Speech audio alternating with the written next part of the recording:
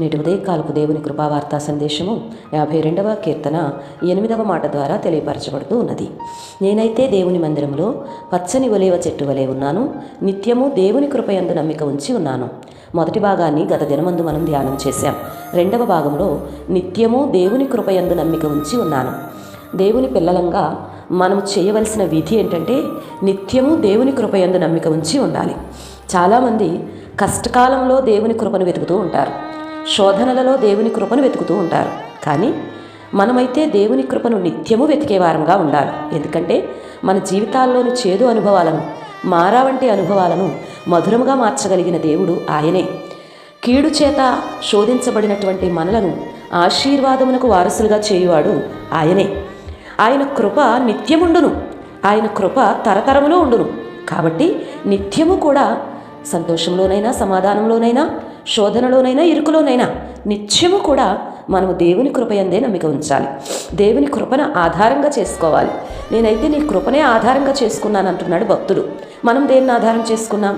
ఈ ఉదయకాలం మనం జ్ఞాపకం చేసుకోవాల్సింది ఏంటంటే మనం దేవుని కృపయందు నిత్యము నమ్మకం ఉంచే వ్యక్తులుగా ఉండాలి. మన నమ్మకం బలహీనపడకూడదు, మన నమ్మకం తొలగిపోకూడదు, మన నమ్మకం పాడైపోకూడదు. నిత్యము ఆ నమ్మకాన్ని సాధ్యమైతే పెంచుకోవాలి తప్ప ఎలాంటి పరిస్థితులు ఎదురైనా వెనకడుగు మాత్రం వేయకూడదు.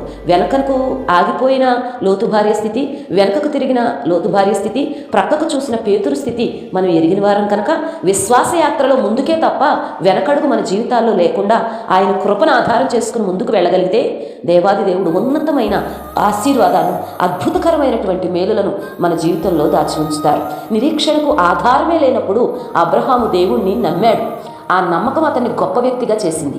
ఆ నమ్మకం అతన్ని విశ్వాసులకు తండ్రిగా చేసింది. ఆ నమ్మకం అతన్ని దేవునికి స్నేహితుడిగా చేసింది. ఈరోజు మన నమ్మకము నీ నమ్మిక చొప్పునే నీకు కలుగునుగాక అంటాడు దేవుడు. ఈరోజు మన జీవితాల్లో మనం కలిగే ఉండి నమ్మకము తరతరాలకు దీవెనకరంగా మారుతుంది, తరతరాలకు ఆశీర్వాదకరంగా మారుతుంది. అలాంటి గొప్ప మేలు పొందుకోవాలంటే మనం చేయాల్సింది ఒకటే ఒక పని, నిత్యము దేవుని కృపయందు మనం నమ్మిక ఉంచి సాగిపోవాలి. అట్టి కృప దేవుడు మనకు అనుగ్రహించునుగాక. ఆమేన్. పరిశుద్ధ తండ్రి, ఈ మాటలు వింటున్న ప్రతి కుటుంబాన్ని మీరు ఆశీర్వదించి మీ కృపయందు నిత్యం నమ్మకం ఉంచే వారిగా దీవించి తద్వారా అనేకమైన మేలులు పొందినట్లు బలపరచుమని యేసు పరిశుద్ధ నామమున ప్రార్థించి మనవులు అడిగి పొందియున్నాము తండ్రి. ఆమేన్. దేవదేవుని మహాకృప ప్రతి కుటుంబానికి తోడై ఉండి దీవించి ఆశీర్వదించి బలపరచునుగాక. ఆమేన్, ఆమేన్, ఆమేన్.